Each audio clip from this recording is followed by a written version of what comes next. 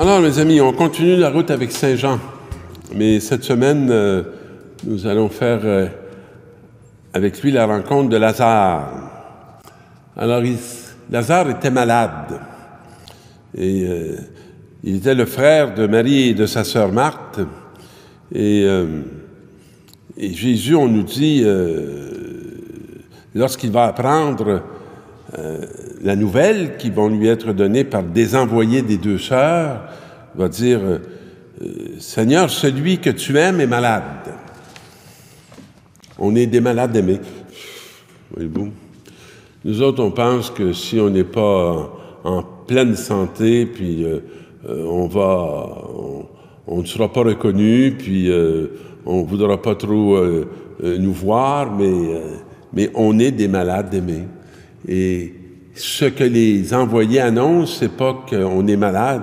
Celui que tu aimes est malade. La maladie est en deuxième. Et Jésus va répondre ceci. En apprenant cela, cette maladie ne conduit pas à la mort. Elle est pour la gloire de Dieu, afin que par elle, le Fils de Dieu soit glorifié. Intéressant de savoir que nos maladies peuvent servir à la gloire de Dieu et non pas à la condamnation de l'homme. Et que lorsqu'on les laisse être visités par une rencontre, toute la réalité se transforme, mais dans un sens tout à fait inattendu. On nous dit que Jésus aimait Marthe et sa sœur ainsi que Lazare. Et lorsqu'il apprend la maladie, il demeure 2 jours à l'endroit où il se trouve. Et dans ce texte de Lazare, c'est très intéressant de suivre l'itinéraire du lieu où il se trouve, parce qu'il est évoqué, mais il n'est jamais clairement nommé. Alors ici, on vient de l'évoquer. Il demeura pendant 2 jours à l'endroit où il se trouvait. Alors seulement, il dit aux disciples, « Revenons en Judée. » Et donc, ils n'y sont pas. Et tout la Judée, il l'avait quitté parce que on cherchait à le lapider. Et on sait qu'on cherchait même à le crucifier. Alors, les disciples, tout étonnés, disent, « Ben, Seigneur, on vient de la quitter, tu sais ce qui se passe, pourquoi on va y retourner? » Alors Jésus répond, « Ne fait-il pas jour pendant 12 heures? Celui qui marche pendant le jour ne trébuche pas, parce qu'il voit la lumière de ce monde.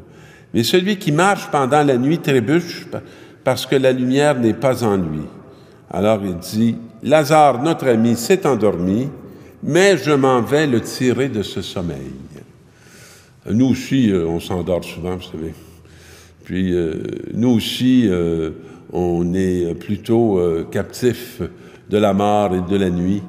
Mais Jésus dit, « Je m'en vais le réveiller dans le sommeil. » C'est l'expérience à laquelle on est confié.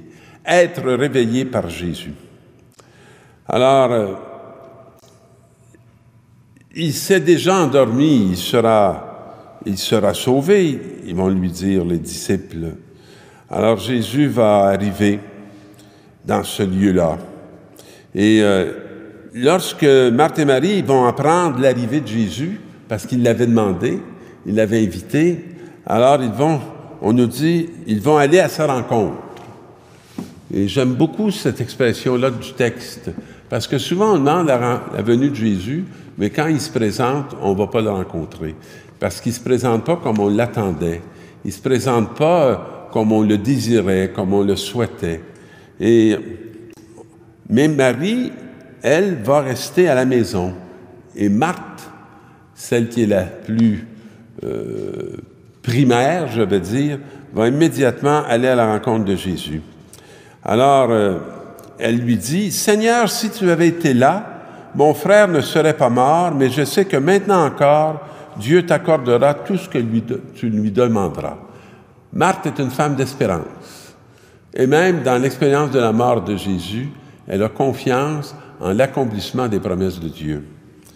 Et alors Jésus lui répond, « Ton frère ressuscitera. » Marthe reprit, « Je sais qu'il ressuscitera au dernier jour à la résurrection. » Jésus lui dit, « Moi, je suis la résurrection et la vie. Celui qui croit en moi, même s'il meurt, vivra. Et tout homme qui vit et croit en moi ne mourra jamais. Crois-tu cela? » Alors, un petit dialogue très bref, où 3 fois, le verbe « croire » va apparaître. Et c'est comme si la parole est en train d'interpeller notre foi. Est-ce qu'on croit cela? Est-ce qu'on croit en la victoire sur la mort? Est-ce qu'on croit que la mort est absolument pas le dernier mot sur notre vie et sur notre existence? Oui, Seigneur, tu es le Messie, je le crois, tu es le Fils de Dieu, celui qui vient dans le monde. Et vous remarquerez que ce n'est pas celui qui est venu, mais celui qui vient dans le monde. Et cette affirmation-là, elle est toujours aussi bonne pour nous encore aujourd'hui. Si tu avais été là, Seigneur, mon frère ne serait pas mort, elle dit. Qu'est-ce qu'elle fait après? Ayant dit cela, elle s'en alla appeler sa sœur Marie et lui dit tout bas, « Le Maître est là et il t'appelle. » Mais on ne nous dit toujours pas où il est. On ne nous signifie que sa présence. Il n'était pas encore entré dans le village. Il se trouvait toujours à l'endroit où Marthe l'avait rencontré. Mais on ne nous a pas dit où il l'avait rencontré. Les Juifs qui étaient à la maison avec Marie et la vit sortir, qui lui manifestaient leur sympathie, quand ils l'ont vue partir, la suivirent, pensant qu'elle était au tombeau pour pleurer. Elle arriva à l'endroit où se trouvait Jésus, et dès qu'elle le vit, elle reprit cette prière. « Seigneur, si tu avais été là, mon frère ne serait pas mort. » Alors, c'est comme si la mort était liée à l'absence de Jésus dans ce texte. Et Marie venait d'entendre sa sœur lui dire tout bas, « Maître, il est là et il t'appelle. » Quand il vit qu'elle pleurait et que les Juifs venus avec elle pleuraient aussi, Jésus, bouleversé d'une émotion profonde, demanda, « Où l'avez-vous déposé? » Et elles répondent, « Viens voir, Seigneur. » Et le texte nous dit, « Alors, Jésus pleura. » Jésus pleure du lieu où on dépose nos morts. Alors, il va s'écrier, « Lazare, viens dehors. » Et le mort sortit, les pieds et les mains attachés, le visage enveloppé d'un suaire. Jésus leur dit, « Déliez-le et laissez-le aller. » Je suis souvent très attristé par le comportement que nous avons avec nos frères qui sont comme des morts vivants, dont le visage est blanc comme la mort, et qui sont liés et attachés de toutes parts. L'invitation de Jésus est de le délier et de le laisser aller.